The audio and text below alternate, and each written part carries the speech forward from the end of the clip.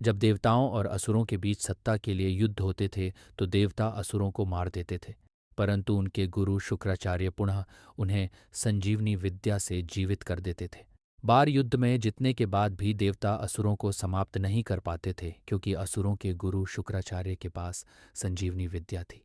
देवताओं के गुरु बृहस्पति ने अपने पुत्र को संजीवनी विद्या सीखने के लिए असुरों के गुरु शुक्राचार्य के पास भेजा। पहले तो कच्छ ने इस छल के लिए अपने पिता और देवताओं को वहां जाने से मना कर दिया, परंतु देवताओं के विशेष आग्रह और अनुनयन पर इसे अपना कर्तव्य मानकर वह जाने के लिए तैयार हो गया। असुर गुरु शुक्राचार्य ने एक सच्चे गुरु का परिचय देते हुए निस्वार्थ भाव से कच्छ को विद्या देना आरंभ किया।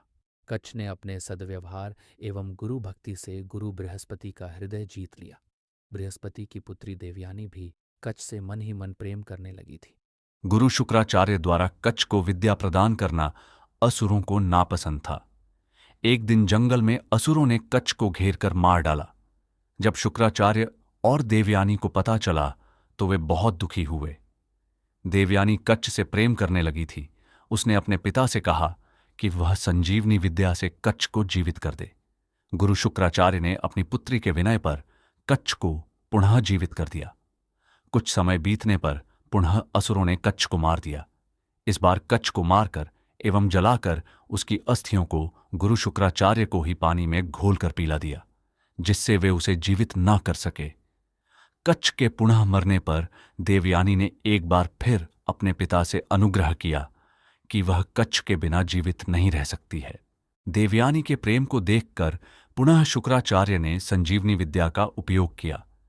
इस बार कच्छ की आवाज शुक्राचार्य के पेट से आई कि हे गुरुदेव, मुझे मारकर छल से पानी मेरी अस्थियां घोलकर आपको पिला दिया गया है। शुक्राचार्य ने कहा कि तुम वहीं पर संजीवनी विद्या को पहले सीख लो, फिर मेरा पेट फाड़ डींच कर बाहर आ जाना और मुझे संजीवनी विद्या से जीवित कर देना। कच्छ ने ऐसा ही किया। इस तरह दोनों ही जीवित हो गए और कच्छ ने संजीवनी विद्या भी सीख ली। अपना मकसद पूरा होने पर कच्छ ने गुरुदेव से जाने की इजाजत ली।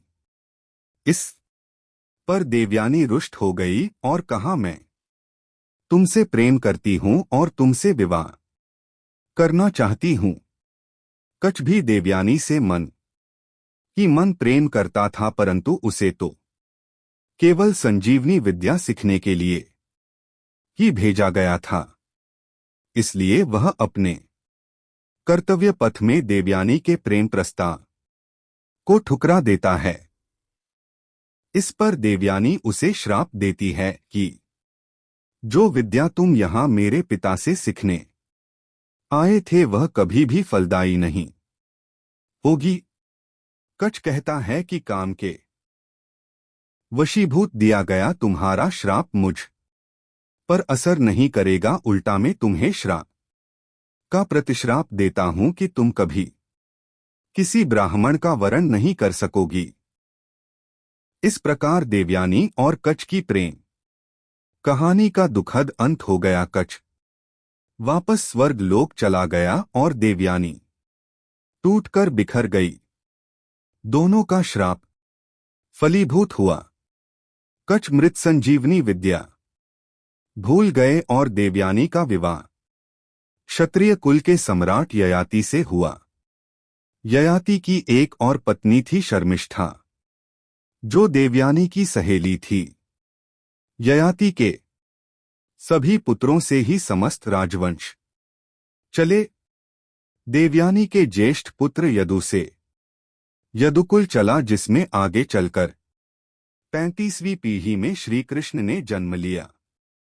वही शर्मिष्ठा के कनिष्ठ पुत्र पुरु से ही पौरव वंश चला, जिसमें आगे चलकर कौरवों और पांडवों ने जन्म लिया।